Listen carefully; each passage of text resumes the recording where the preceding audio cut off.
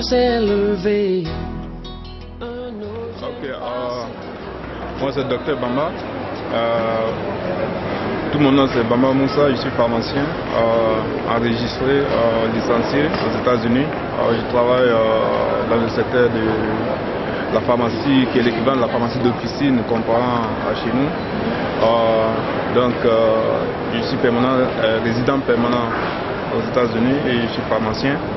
Je travaille pour une grosse boîte dans le secteur de l'officine. Bon, écoutez, je suis marié à une superbe dame qui est ma chérie, que j'adore bien. Elle m'a déjà donné 3 enfants, un garçon, 2 filles. On mène une vie intéressante quand même. Par la grâce du Seigneur, je passe des jours merveilleux. J'ai épousé l'idée de l'ONG Impact Côte d'Ivoire quand le président Anouma Léopold m'a approché, il m'a contacté. Je lui ai posé la question, quels sont les objectifs? C'est très important, l'Impact Côte d'Ivoire, comme le dit le nom de l'ONG. C'est impressionnant et vous savez, il y a beaucoup de choses qu'on peut faire ensemble, il y a des choses qu'on ne peut pas faire seul. Il faut aller en équipe. Quand on est unis, on peut obtenir beaucoup de choses qu'on ne peut pas obtenir quand on va de manière individuelle. Donc je pense que l'objectif que l'Impact Côte d'Ivoire s'est donné est un objectif vraiment de grand détail. Imaginez un instant, il s'agit de la reconstruction de la Côte d'Ivoire après la guerre. C'est quelque chose de grand, quelque chose de flambant. Donc je ne vois pas un Ivoirien qui puisse régner, qui puisse se retirer d'une telle entreprise. Donc je n'ai vraiment pas hésité à épouser l'idée du président Léopold Anouma. Ce qu'il faut dire ici, c'est qu'on a déjà vu beaucoup d'ONG qui ont circulé sur la place avec un tel objectif. Mais je pense que ce que nous allons faire, c'est quelque chose de particulier. Nous allons essayer de nous démarquer des anciennes ONG pour essayer de partir sur l'essentiel.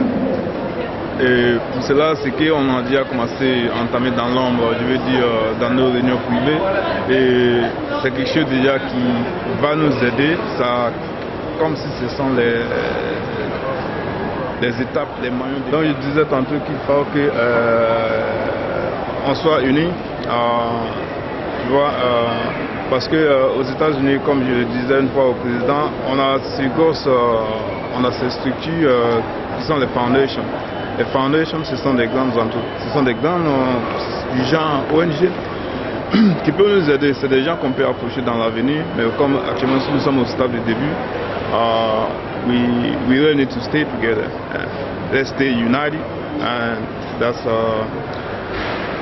c'est la seule manière qu'on peut faire des choses grandioses. Donc ce que moi j'invite, l'appel que j'allais lancer aux frères et sœurs ici, c'est de leur dire que avec la grâce du Seigneur, on peut faire, we can do everything and we can do anything. C'est la volonté. Quelque chose que tu ne peux pas obtenir de toi-même. Le Seigneur sait que tu ne peux pas l'obtenir de toi-même. Mais c'est l'objectif que tu cherches, le but de chercher. Tu veux faire quelque chose de bien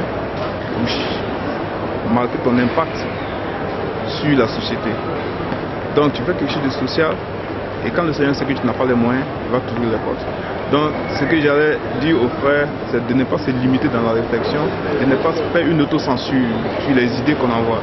L'Afrique a besoin de nous et évitons de rêver petit. Rêvons grand. Rêvons grand et on pourra arriver. Ces grandes nations se sont bâties sur un rêve grand. Si nous croyons que nous sommes faits pour la petitesse, on va rester petit. Donc, plongeons-nous dans l'imagination, dans l'imaginaire et laisse du sang. Thank you. Je veux